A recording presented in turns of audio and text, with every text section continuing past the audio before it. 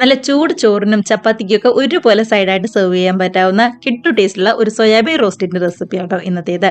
ചെറിയൊരു എരിവോടൊക്കെ കൂടി വരുന്ന അടിപൊളി റോസ്റ്റ് തന്നെയാണ്. അപ്പോൾ സോയാബീനൊന്നും ഒട്ടും തന്നെ ഇഷ്ടമല്ലാത്തവരാണെന്നുണ്ടെങ്കിൽ പോലും ഇതുപോലെ ഒന്ന് റോസ്റ്റ് ഉണ്ടാക്കി നോക്കൂട്ടോ. അടിപൊളി ടേസ്റ്റാണ്. ഒരുപാട് ഗ്രേവി ഒന്നും ഇല്ലാതെ ഈ ഒരു പരുവത്തിലാണ് നമുക്ക് കിട്ടുന്നത്. അപ്പോൾ എല്ലാവരും മിസ് ചെയ്യാതെ ഒന്ന് ട്രൈ ചെയ്ത് നോക്കി കമന്റ്സ് ഒക്കെ ആണെന്നുണ്ടെങ്കിലും മറക്കാതെ അറിയിക്കണേ. നമുക്കിപ്പോൾ ആദ്യം തന്നെ സോയാബീൻ ഒന്നും കൂടി വേവിച്ചെടുക്കണം. അതിനായിട്ട് വെള്ളമൊക്കെ ചൂടായിട്ട് വന്നപ്പോൾ ഞാൻ ആവശ്യത്തിന് ഉപ്പും കൂടി ചേർത്ത് കൊടുത്തിട്ടുണ്ട്. നന്നായിട്ട് തന്നെ തിളച്ച് വന്നപ്പോൾ ഇതിലേക്ക് 1 കപ്പ് സോയാബീൻ ആട്ടോ ചേർക്കുന്നത്. ഇതിപ്പോൾ ഒരുപാട് വലിപ്പമുള്ള സോയാബീൻ ഒന്നുമല്ല, ചെറിയ സോയാബീൻ ആട്ടോ എടുത്തിരിക്കുന്നത്. നല്ലോണം തന്നെ ഒന്നും കൂടി മിക്സ് ആക്കി ശരിക്കും ഒന്നും കൂടി തിളച്ച് ഒരു 10 മിനിറ്റ് അതവിടെ ഇരിക്കട്ടെ. നല്ലോണം തന്നെ ഒന്നും കൂടി സോഫ്റ്റ് ആയി വരാൻ വേണ്ടിയിട്ടാണ്. ഒരുപാട് സമയമൊന്നും വേണ്ട, ഒരു 10 മിനിറ്റ് മാത്രം മതി കേട്ടോ. നന്നായിട്ട് തന്നെ തിളച്ച് കഴിയുമ്പോൾ നമുക്ക് ഗ്യാസ് ഓഫ് ചെയ്ത് മറ്റൊരു അരിപ്പയിലേക്ക് മാറ്റിയിട്ട് വെള്ളമൊക്കെ കളഞ്ഞതിന് ശേഷം കുറച്ചും കൂടി വെള്ളം ഒഴിച്ച് ഒന്നും കൂടി കഴുകിയെടുക്കാം കേട്ടോ.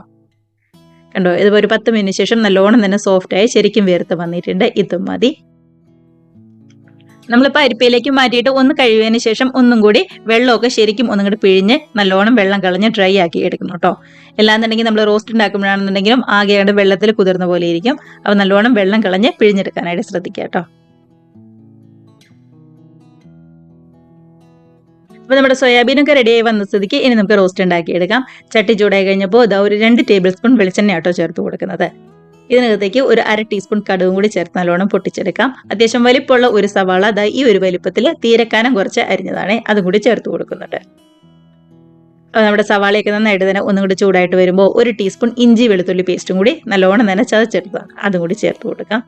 അല്ല, റെഡിമെയ്ഡ് മേടിക്കുന്ന പേസ്റ്റ് ആണെന്നുണ്ടെങ്കിലും കുഴപ്പമില്ല, ഇതേപോലെ ചതച്ചെടുക്കുകയാണെന്നുണ്ടെങ്കിൽ കുറച്ചും കൂടി നല്ലതായിരിക്കും.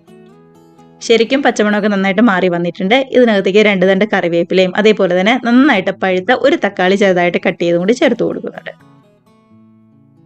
ഇനിയിപ്പോൾ നമ്മുടെ ഈ തക്കാളിയും സവാളയും ഇഞ്ചി വെളുത്തുള്ളിയും പച്ചമുളകും എല്ലാം നല്ലോണം തന്നെ ഒന്നും കൂടെ വഴന്ന് വരണം. ശരിക്കും ആ ഒരു പച്ചമണമൊക്കെ ഒന്ന് മാറി നല്ലോണം തന്നെ ഒന്നും കൂടി യോജിച്ച് വന്നതിന് ശേഷം വേണം ഇതിലേക്ക് പൊടികളൊക്കെ ചേർത്ത് കൊടുക്കാനായിട്ട്.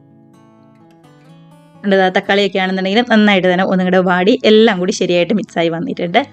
ഇതിനകത്തേക്ക് പൊടികളായിട്ട് ഒരു 1/4 ടീസ്പൂൺ മഞ്ഞൾപ്പൊടി, അതേപോലെ തന്നെ എരിവുള്ള മുളക് പൊടിയാണ് 1 ടീസ്പൂൺ ചേർത്ത് കൊടുത്തത്. അതേപോലെ തന്നെ 1 ടീസ്പൂൺ മല്ലിപ്പൊടിയും ഗരം മസാലയും കൂടി ചേർത്ത് കൊടുക്കുന്നു കേട്ടോ. ഗരം മസാല ഒരു 1/2 ടീസ്പൂൺ മാത്രമേ എടുത്തിട്ടുള്ളൂ.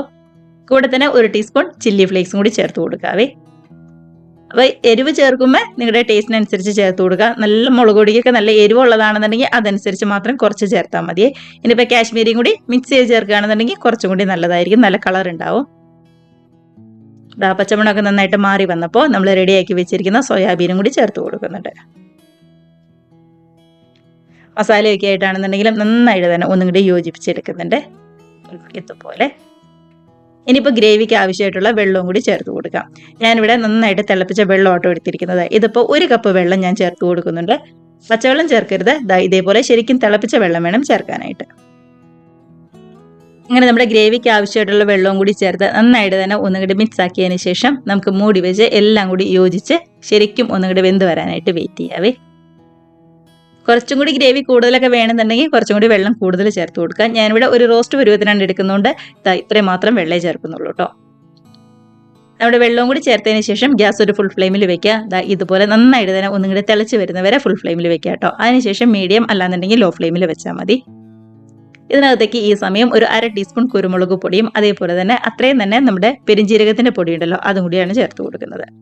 ഇത് രണ്ടും കൂടി ചേർത്ത് കൊടുക്കുമ്പോൾ നല്ലൊരു ടേസ്റ്റ് ഉണ്ടാവും കേട്ടോ. ഒന്നും കൂടി ഒന്നിരുന്ന് ശരിക്കും ഒന്നും കൂടി യോജിച്ച് വരട്ടെ. നമ്മൾ ആദ്യമേ സോയാബീന് മാത്രമല്ലേ ഉപ്പ് ചേർക്കണ്ടായിരുന്നുള്ളൂ. ഈ സമയത്ത് ഗ്രേവിക്കും കൂടി ആവശ്യമുള്ള ഉപ്പും കൂടി ചേർത്ത് നന്നായിട്ട് മിക്സ് ആക്കി നമുക്ക് ഗ്യാസ് അങ്ങ് ഓഫ് ചെയ്യാവുന്നതേ ഉള്ളൂ. കണ്ടോ, ഇതിപ്പോൾ ഈ ഒരു പരുവത്തിലാണ് ഇരിക്കുന്നത്. ഒന്നും കൂടി ഒന്ന് തണുത്ത് കഴിയുമ്പോൾ കുറച്ചും കൂടി ഒന്നും കൂടി കുറിയുമെന്നുള്ളൂ കേട്ടോ. ഏറ്റവും ലാസ്റ്റായിട്ട് കുറച്ച് മല്ലിയില ചെറുതായിട്ട് കട്ട് ചെയ്തും കൂടി ചേർത്ത് നന്നായിട്ട് മിക്സ് ആക്കി നമുക്ക് ഗ്യാസ് അങ്ങ് ഓഫ് ചെയ്യാവുന്നതേ ഉള്ളൂ. അങ്ങനെ ചെറിയൊരു എരിവോടൊക്കെ കൂടി വന്നിട്ടുള്ള അടിപൊളി ടേസ്റ്റിലുള്ള സോയാബീൻ റോസ്റ്റ് ഇവിടെ റെഡി ആയിട്ടുണ്ട്. നല്ല ചൂട് ചോറിൻ്റെയും ചപ്പാത്തിയുടെയും പൊറോട്ടയുടെയും ഒക്കെ കൂടെ ബെസ്റ്റ് സൈഡായിട്ട് നമുക്ക് സെർവ് ചെയ്യാവുന്നതേ ഉള്ളൂ. കണ്ടോ, വലിയ ചൂടൊക്കെ ഒന്ന് ആറി വന്നപ്പോൾ ഒന്നും കൂടി ഒന്ന് സെറ്റായി വന്നിട്ടില്ലേ. അപ്പോൾ ഇത്ര ടേസ്റ്റുള്ള സിമ്പിളായിട്ടുള്ള റെസിപ്പിയാണ്. മിസ് ചെയ്യാതെ എല്ലാവരും ട്രൈ ചെയ്ത് നോക്കി കമൻസ് ഒക്കെ ആണെന്നുണ്ടെങ്കിൽ മറക്കാതെ അറിയിക്കാം കേട്ടോ. അതേപോലെ തന്നെ വീഡിയോ റെസിപ്പിയൊക്കെ ഇഷ്ടമായിട്ടുണ്ടെങ്കിൽ ഒന്ന് ലൈക്ക് അടിച്ച് ഷെയറും കൂടി ചെയ്യാനും, ആദ്യമായിട്ട് നമ്മുടെ ചാനൽ ആരെങ്കിലും കാണുന്നവരുണ്ടെങ്കിൽ ചാനലും കൂടി ഒന്ന് സബ്സ്ക്രൈബ് ചെയ്യാനായിട്ട് മറക്കല്ലേ. അപ്പം നമുക്ക് ഇതേപോലുള്ള പുതിയ നല്ല അടിപൊളി വീഡിയോസ് റെസിപ്പീസൊക്കെ ആയിട്ട് വീണ്ടും കാണാം. അതുവരെ എല്ലാവരും നല്ല ഹാപ്പി ആയിട്ട് ഹെൽത്തി ആയിട്ട് സേഫ് ആയിട്ട് ഇരിക്കുക. ബൈ.